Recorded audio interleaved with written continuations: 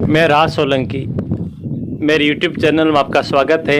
आज हम आपको अनार की खेती के बारे में बताएंगे और उसका वर्णन कराएंगे। और हमारे जो बागवान के विशेषज्ञ हैं, आप इनका ये वैसे तो हिंदुस्तान के अंदर परिचित के मोहताज नहीं हैं, फिर भी आप लोगों को इनका परिचय करवाते हैं। हाँ सर जी।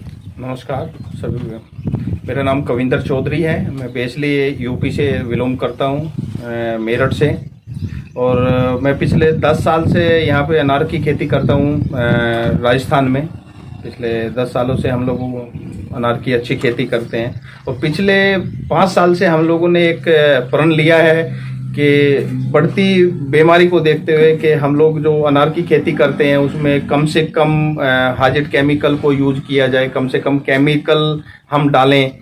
और ऑर्गेनिक जो खेती है, मैन्योर, ऑर्गेनिक मैन्योर जो खेती है, हम उसको बढ़ावा देते हैं। और हम लोग पिछले 5 साल से अपनी अनार की जो खेती करते हैं वो प्योर ऑर्गेनिक खेती करते हैं। सर जैसे इसके अंदर एक कहावत भी है, अपने 100 बीमार एक अनार। जी, अनार आज के टाइम के अंदर प्रतिरोधक क्षमता के आधार पर बहुत ही दवा के रूप में काम आती है। बिल्कुल। और आपने जो ये बीड़ा उठाया, वास्तव में रोग प्रतिरोधक क्षमता के आधार पर यह फल बहुत उपयोगी है। तो आप ये कौन सी बीमारी में आपको अगर जानकारी, तो हमारे दर्शकों को ये भी बताइए। बेसिकली वो आपकी बात अच्छी है।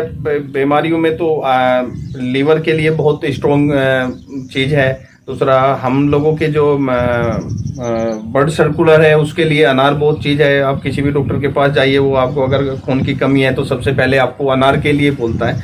और इसी बेस पे हमने ये इतना महत्वपूर्ण फल है तो इसीलिए हम इसको ऑर्गेनिक करना चाहते हैं। अगर आप केमिकल, हैजिड केमिकल के द्वारा आप खून तैयार कर रहे हैं तो वो तो ऑलरेडी जहर आप पनपने के लिए एक रास्ता बना रहे हैं। तो इसीलिए हम लोग बिल्कुल ऑर्गेनिक खेती करते हैं। देखो दोस्तों, केमिकल के देखो आज के टाइम के अंदर जो फल मार्केट के अंदर मिलते हैं उसके अंदर बहुत सारी प्रेस्टिज का उपयोग किया जाता है। उसके कारण जो आप खाते हो तो उसके अंदर बहुत सारे केमिस्ट आपके शरीर के अंदर चली जाती है, इसलिए आपको बहुत सारी बीमारी पैदा कर देती है और आपका जो लंग्स है वो भी कमजोर हो जाते हैं। लेकिन ये जो ऑर्गेनिक फल तैयार करते हैं इसके कारण हमारे शारीरिक क्षमता बहुत बढ़ जाती है।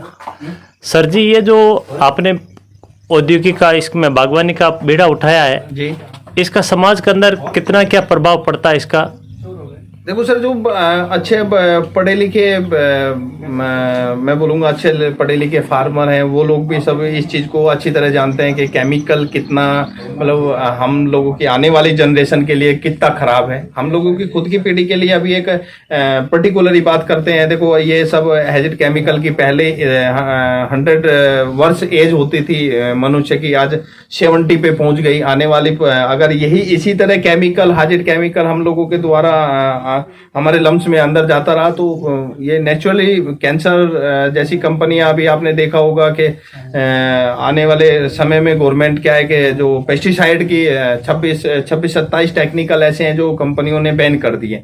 तो हम लोगों को ये चीज समझ लेनी चाहिए, जब सरकारें इस चीज पे ध्यान दे रही हैं कि भाई ये केमिकल, हैजिड केमिकल आदमी को नुकसान पहुंचाते हैं, तो फिर हम लोगों को भी जागरूक होना चाहिए कि कम से कम केमिकल को यूज करके हम अपनी खेती को मतलब पैदावार ले सकें। ऐसे प्रेजेंट टाइम में कोई भी ऐसी प्राइवेट कोई भी कंपनियां जो जैविक खाद के लिए अभी अग्रसर हो रही है? हाँ सर, ऐसी बहुत कंपनियां हैं जो बेसिकली ऑर्गेनिक के ऊपर डिपेंड करती हैं। आपको कोई जानकारी में सर? सर, हम लोग जो अपने बगीचों में हम जो दवाइयां यूज करते हैं, मैं उसी रेफरेंस देना चाहूंगा। सरदार एग्री साइंस प्राइवेट लिमिटेड एक कंपनी है जो गुजरात की है बेसिकली।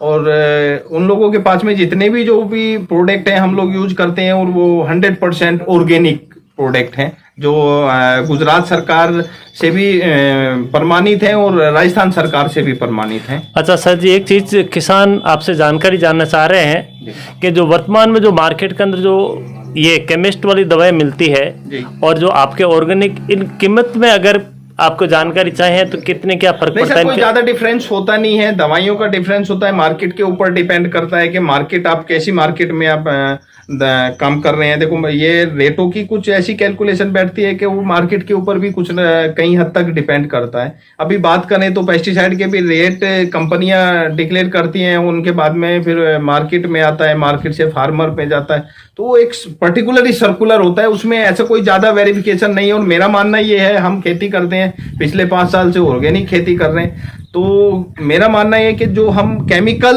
का हम लोगों का जो बजट आता था उससे 10% बजट हम लोगों का नीचे आता है। ये बहुत खुशी की बात है। जो मार्केट के अंदर जो बीमारी वाली दवाइयाँ मिलती है उससे भी कम कीमत के अंदर सस्ती वाली जो आज के टाइम के अंदर जो अपने को खेती उपलब्ध मिलती है। और दर्शकों खासकर मैं आपको बता देता हूँ, जो जापान के जो वैज्ञानिक है, जापान के जो आज के टाइम व्यापारी है, वो विशेषकर बेनमाल इस साइड के अंदर ऑर्गेनिक जो जीरा है, ऑर्गेनिक जो चीज़ें होती है वो हिंदुस्तान से खरीद के ले जाते हैं। आप भी विशेषकर मार्केट के अंदर जब जाते हैं तो ऑर्गेनिक का विशेष ख्याल रखा करो। सर जी, हमारे दर्शकों को और भी किसी प्रकार की जानकारी आप ऑर्गेनिक के रूप में या इसके बारे में बताना चाहते हो तो बताइए सर जी। देखो मैं बेसिकली ये है कि गोबर की खाद है, उसको अभी हम लोग आपको दिखाना चाहेंगे। हमारे पास में हम लोग तैयार करते हैं, गोबर की खाद है, उसमें